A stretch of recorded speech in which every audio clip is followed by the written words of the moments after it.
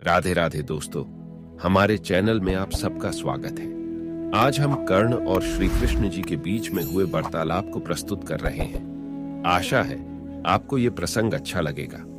Video अच्छी लगे तो लाइक और शेयर जरूर करें और चैनल को सब्सक्राइब करना ना भूलें। तो चलिए शुरू करते हैं। महाभारत में कर्ण ने श्री कृष्ण से पूछा, मेरी मां ने मुझे जन्म से ही त्याग दिया। क्या ये मेरा अपराध था कि मेरा जन्म एक अवैध बच्चे के रूप में हुआ? द्रोणाचार्य ने मुझे शिक्षा देने से मना कर दिया क्योंकि वो मुझे क्षत्रिय नहीं मानते थे। क्या ये मेरा कसूर था?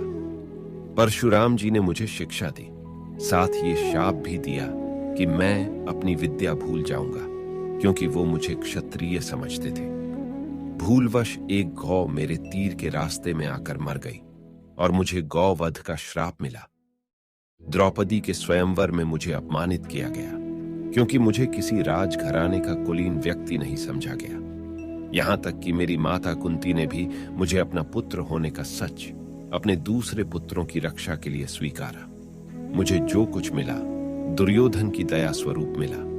तो क्या यह गलत है कि मैं दुर्योधन के प्रति अपनी वफादारी रखता हूं? श्री कृष्ण मंद मंद मुस्कुराते हुए बोले, कर्ण, मेरा जन्म जेल में हुआ था। मेरे पैदा होने से पहले मेरी मृत्यु मेरा इंतजार कर रही थी। जिस रात मेरा जन्म हुआ उसी रात मुझे मेरे माता पिता से अलग होना पड़ा। तुम्हारा बचपन रथों की धमक, घोड़ों की हिनहिनाहट और तीर कमानों के साए में गुजरा।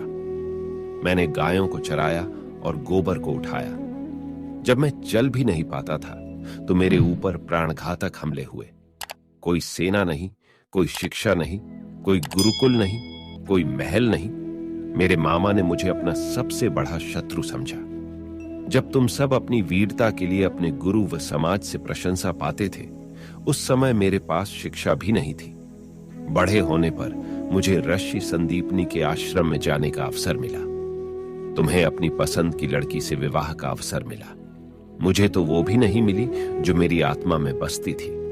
मुझे बहुत से विवाह राजनैतिक कारणों से या उन स्त्रियों से करने पड़े जिन्हें मैंने राक्षसों से छुड़वाया था।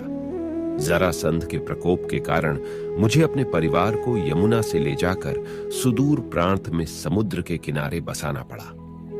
दुनिया ने मुझे कायर कहा। यदि दुर्योधन युद्ध जीत जाता तो विजय का श्रेय तुम्हें भी मिलता, लेकिन धर्मराज के युद्ध जीतने का श्रेय अर्जुन को मिला। मुझे कौरवों ने अपनी हार का उत्तरदायी समझा। हे कर्ण, किसी का भी जीवन चुनौतियों से रहित नहीं है। सबके जीवन में सब कुछ ठीक नहीं होता। कुछ कमियां अगर दुर्योधन में थीं तो कुछ युधिष्ठिर में भी थीं।